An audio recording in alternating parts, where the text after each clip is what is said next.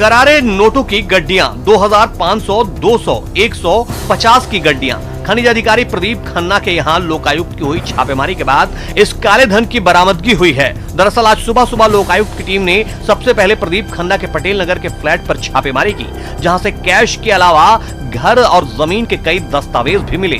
Patel tower के flat और bypass के घर से भी जमीन और इन्वेस्टमेंट के कई दस्तावेज मिले हैं। इधर भोपाल में भी एक संयुक्त टीम ने गौतम नगर और गोविंदपुरा में प्रदीप खन्ना के बंगले पर छापेमारी की। भोपाल के दूसरे ठिकानों पर भी दबिश दी जा रही है। अब ये भी जान लीजिए, खनन अधिकारी प्रदीप खन्ना का दामन पहले से ही दागदार रहा है। अवैध खनन मामले में प्रदीप खन्ना को कमिश्नर ने सस्पेंड किया था, जबकि इंदौर से प्रदीप खन्ना को श्योपुर ट्रांसफर किया जा चुका है। Bureau report, news 18।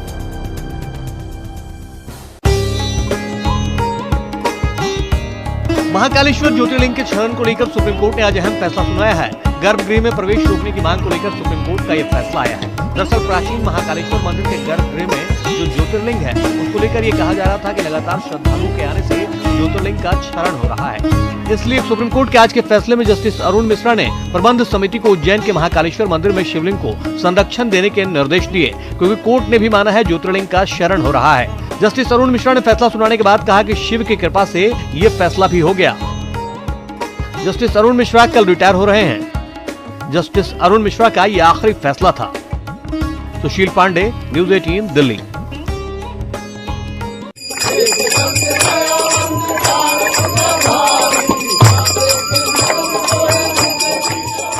भोपाल में सीएम आवास पर आज सुबह से ही पूरा वातावरण भक्तिमय नजर आ रहा था। मौका था गणपति बप्पा को पूरी आस्था और श्रद्धा से इस वादे के साथ विदा करने का कि बप्पा अगले बरस फिर जल्द आएंगे और भक्तों पर कृपा बरसाएंगे। सबसे पहले सीएम शिवराज ने पत्नी के साथ पूरे भक्ति भाव से गणपति बप्पा की आरती की।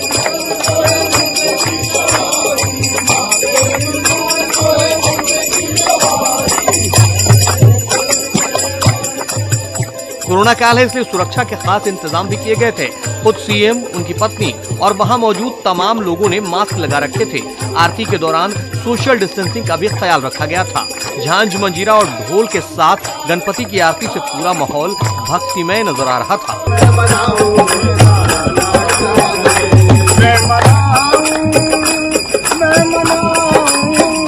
कोरोना के चलते सीएम आवास में पानी का टैंक बनाया गया था, जिसे फूल मालाओं से सजाया गया था, जिसमें गणपति बप्पा का विसर्जन किया गया। Bureau report, news 18।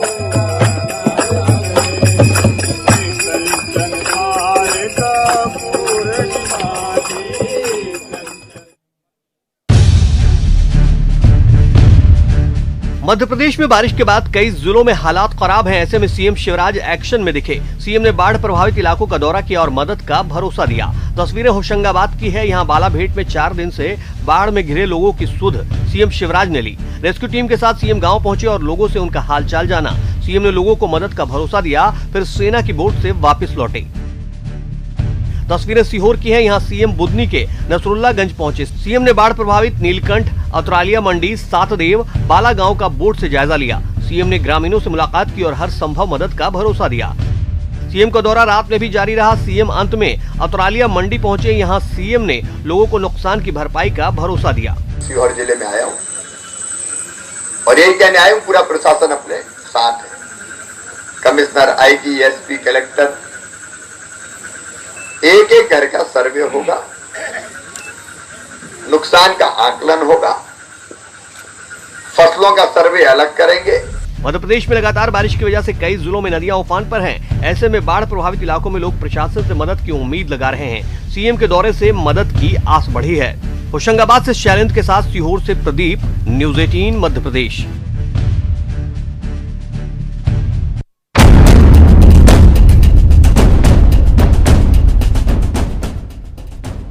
कोरोना अपनी रफ्तार में है और लोगों को अपनी जद में ले रहा है। आम तो क्या, खास भी इससे अछूते नहीं रह गए हैं। छत्तीसगढ़ के मुख्यमंत्री भूपेश बघेल, गृह मंत्री ताम्रध्वज साहू, स्वास्थ्य मंत्री टीएस सिंहदेव, मंत्री रविंद्र चौबे और डॉक्टर शिव कुमार डहरिया, ये वो नाम है जो अभी घरों में कैद हो गए हैं। मुख्यमंत्री भूपेश बघेल अपने ओएसडी और पीएसओ के कोरोना पॉजिटिव आने के बाद 4 दिन के लिए क्वारंटाइन हो गए हैं। खुद सीएम ने ट्वीट कर बताया कि उनकी रिपोर्ट नेगेटिव है, लेकिन एहतियात के तौर पर वो आइसोलेशन में चले गए हैं।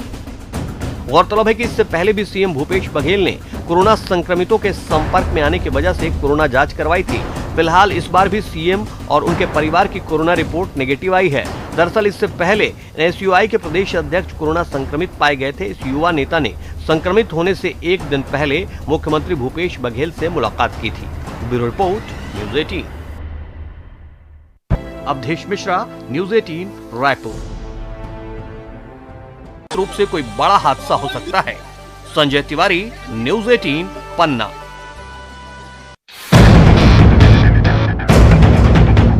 हादसे की तस्वीरें दर्दनाक है। देखिए किस तरह मजदूरों से भरी गाड़ी के परखच्चे उड़ गए। शिवनी के बंडोल थाना इलाके के अलोनिका टोल प्लाजा के पास सुबह सुबह मजदूरों से भरा गामा वाहन सड़क पर खड़े कंटेनर ट्रक से टकरा गया।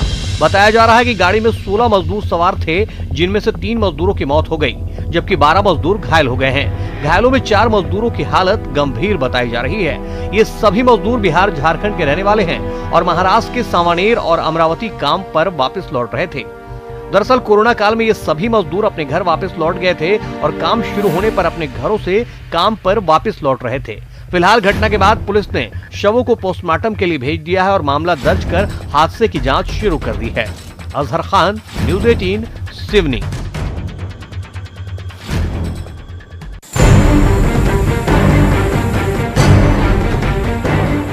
खरगोन जिले के बड़वाह में नर्मदा नदी पर बना पुल पिछले 60 घंटे से जलमग्न है। जलस्तर लगातार एक जैसा बना हुआ है।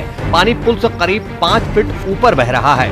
70 घंटों से ज्यादा वक्त गुजर चुका है। इंदौर इच्छापुर राष्ट्रीय राजमार्ग के नर्मदा पुल से होकर आवाजाही बंद है। दरअसल इंदिरा सागर और ओंकारेश्वर बांध के सभी गेट खोलने के बाद नर्मदा में लगातार जलस्तर बढ़ने के बाद प्रशासन ने एहतियात के तौर पर यातायात रोक दिया था। हालांकि अब बारिश रुक जाने के बाद नर्मदा किनारे बसे गाँव में राहत है। बताया जा रहा है कि दोपहर के बाद आज केंद्रीय जल आयोग वापस दोनों बांध में धीरे धीरे पानी को रोक सकता है।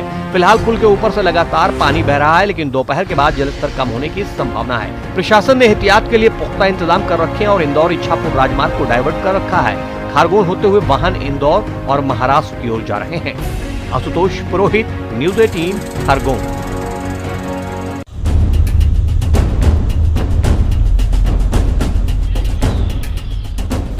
बीते दिनों हुई जोरदार बारिश के बाद शाजापुर जिले में 1 दर्जन से ज्यादा पुल पुलिया पूरी तरह क्षतिग्रस्त हो गए। यहां से गुजरने वाले लोग अब जान जोखिम में डालकर निकलने को मजबूर हैं।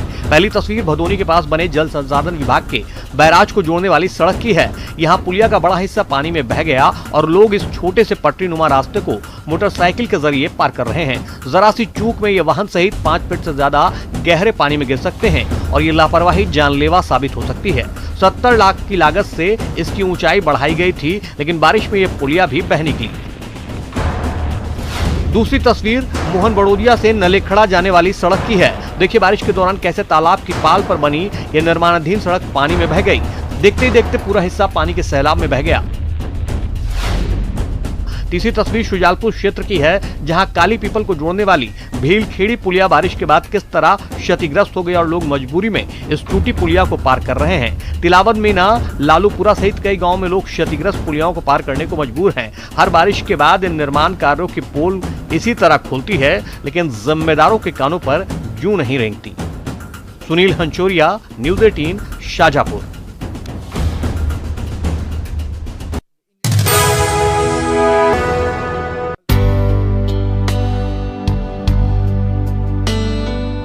छोटे छोटे हाथों से पत्थर उठाते ये बच्चे उस आदिवासी गांव के रहने वाले हैं, जहां साल के 8 महीने पानी की एक बूंद का मिलना सपना हो जाता है। चित्रकूट के बटोही गांव में पत्थरों से डैम बनाते ये लोग पानी को संजोने की कोशिशों में लगे हैं। इन कोशिशों का पता चलने पर दूसरे लोग भी मदद को आगे आए। लोगों ने 5 फीट का ऐसा डैम बना लिया है, जहाँ बारिश का पानी रुक गया है। ये पानी अगले 6 महीने तक काम आएगा। पानी बिना कैसे जल ही जीवन है और इनका बंधान का आज कार्यक्रम हम लोगों ने आत्मनिर्भर बनाने के लिए इन लोगों का कार्यक्रम चल रहा है और आदिवासी परिवार अपने बच्चों सहित पूरे उत्साह से ये कार्यक्रम में भाग ले रहा है और आप देख ही रहे हैं कि पूरा बांध बन के तैयार है। इससे इनकी रबी की फसल और जो पशुपालन करते हैं, ये गौपालन भी करते हैं, सब प्रकार के जानवर भी पाले हुए, तो उनके लिए सरकारी योजनाओं की राह देखने के बजाय आदिवासी परिवार ने खुद ही बांध बना डाला। ये पहल तारीफ के काबिल है। शिवेंद्र बघेल, न्यूज़ 18, सतना।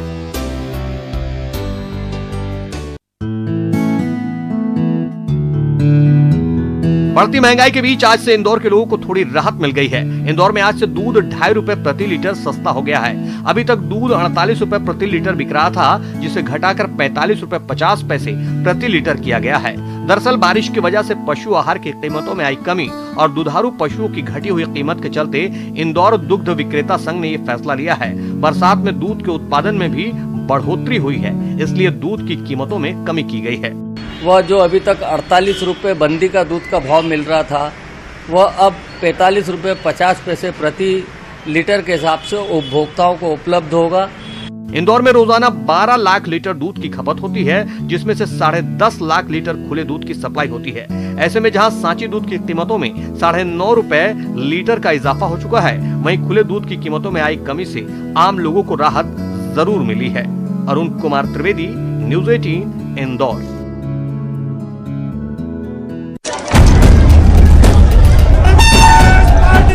मंडला में ब्रॉड गेज रेल इंजन का ट्रायल हुआ। रेल इंजन के मंडला फोर्ट स्टेशन पहुंचने पर जोरदार स्वागत किया गया। रेल इंजन के स्टेशन पर पहुंचने की तस्वीरें ली जा रही हैं। वहीं कांग्रेस कार्यकर्ता झंडे लहरा रहे हैं। मंडला फोर्ट स्टेशन पर जैसे ही इंजन पहुंचा, लोगों ने जोरदार स्वागत किया, नारेबाजी की। दरअसल दशकों से जिले के लोगों को ब्रॉड गेज लाइन के पूरे होने का इंतजार है। अंग्रेजों के जमाने में यहाँ नैरो गेज ट्रेन चलती थी, जो सालों पहले बंद हो गई, लेकिन अब पटरियां बिछ गई हैं और जल्द रेल सेवा शुरू हो जाएगी।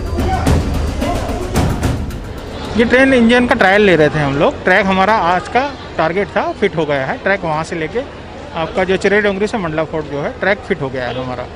अब ये मिसलेंस काम चलते रहेंगे। रेल अधिकारियों के मुताबिक साल के अंत तक मंडला से बालाघाट, नागपुर, गोंदिया और जबलपुर के लिए यात्रियों को बड़ी रेल की सुविधा मिलने वाली है। आज हुए इस ट्रायल के बाद जनता में खुशी है। कृष्णा साहू, न्यूज़ 18 मंडला।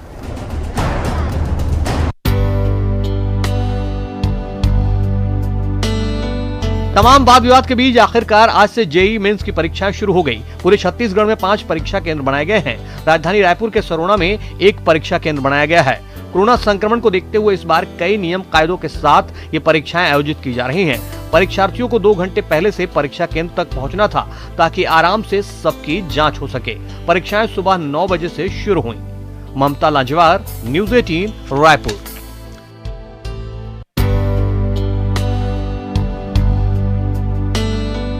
एनआईटी जैसे प्रतिष्ठित इंजीनियरिंग संस्थानों में एडमिशन के लिए जेईई मेंस की परीक्षा आज से शुरू हो गई है। इस बार परीक्षा ऑनलाइन मोड में की जा रही है।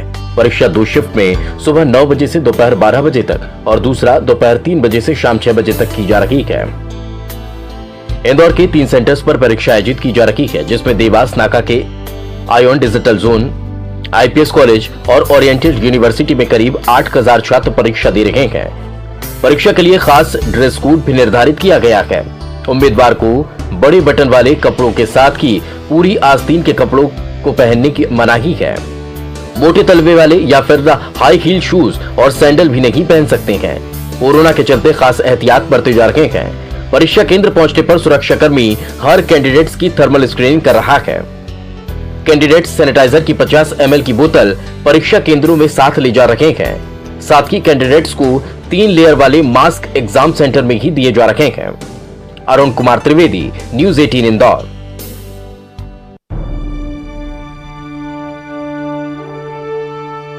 सीधी जिले में वर्षों से शिक्षा विभाग में सेवा दे रहे एक शिक्षक ने सेवानिवृत्त होने के बाद ही भीख मांगना शुरू कर दिया है और सरकार के द्वारा लागू की गई एनपीएस योजना पद्धति को लेकर विरोध जताया। इसकी वजह से सेवानिवृत्त हो गए शिक्षक को पेंशन नहीं मिलेगी, बल्कि गुजारा करने के लिए मात्र 1,000 रुपये ही मिल सकेंगे। सरकार की इस नई योजना से नाखुश शिक्षक संघ ने विरोध जताने का नायाब तरीका निकाल लिया है।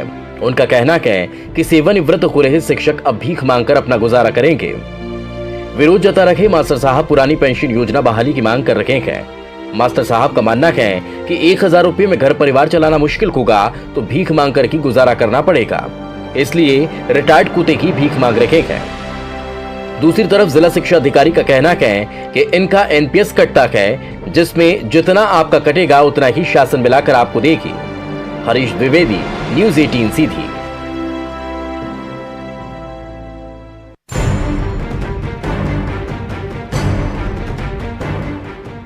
सतना नगर निगम में कोरोना संक्रमण को लेकर लापरवाही बरती जा रही है। अकेले सतना नगर निगम क्षेत्र में 150 से ज्यादा कोरोना संक्रमित मरीजों की पहचान हो चुकी है। वहीं जिले में यह आंकड़ा 545 तक पहुंच चुका है। इसके बावजूद निगम कार्यालय में एहतियात नहीं बरता जा रहा। आज पथ विक्रेता के कर्ज के लिए यहां कोरोना के खतरे के बीच लोगों का हुजूम उमड़ पड़ा। सैकड़ों लोग कर्ज के आवेदन के लिए बिना सोशल डिस्टेंसिंग की लाइन खड़े रखे, जिन्हें रोकने टोकने वाला भी कोई नजर नहीं आया, जबकि निगम आयुक्त ही जिले के कोरोना सेल के मुखिया हैं। पूरे जिले में कोरोना संक्रमण की रोकथाम और एहतियात संबंधी दिशा निर्देश जारी करते हैं। बावजूद इसके उनके ही कार्यालय को नजरअंदाज कर रहे हैं और लापरवाही उजागर हो रही है। शिवेंद्र, न्यूज़ 18 सतना।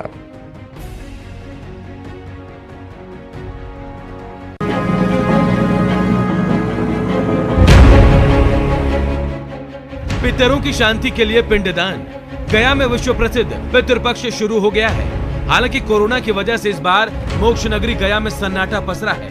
यहाँ विष्णु पद और फल्गु नदी के किनारे काफी कम लोग पिंडदान कर रहे हैं। दरअसल कोरोना की वजह से बिहार सरकार ने इस साल पितृपक्ष मेला को स्थगित कर दिया है और यहाँ के पंडा समाज को तीर्थ यात्रियों को आने से मना करने के लिए कहा गया है। पितृपक्ष मेला के स्थगित होने से पंडा समाज के साथ ही मेले से जुड़े व्यवसायियों के सामने आर्थिक तंगी की स्थिति उत्पन्न हो गई है।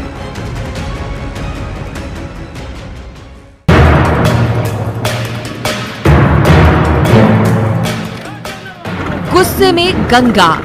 बिहार में भले ही इन दिनों कम बारिश हो रही हो, लेकिन गंगा नदी उफान पर है। दानापुर के दियारा इलाके में गंगा का पानी घुस गया है। कई जगहों पर लोगों के घरों के दरवाजे तक बाढ़ का पानी फैल गया है। ऐसे में इलाके के लोग बाढ़ के खतरे से सहमे हुए हैं। लगातार गंगा का जल स्तर बढ़ने से 6 पंचायतों में बाढ़ का खतरा मंडरा रहा है। साथ ही अभी तक लोगों को सरकारी मदद भी नहीं मिली है। कासिमचक, पानापुर, मानस, अकीलपुर, हेतनपुर के ढाब में पानी घुस गई है सर। एक अलावा और कहीं हरसामचक नीचे हो गया है। इसी से ब्रह्म बाबा के जाफरपुर तक पानी सब हो गया सर।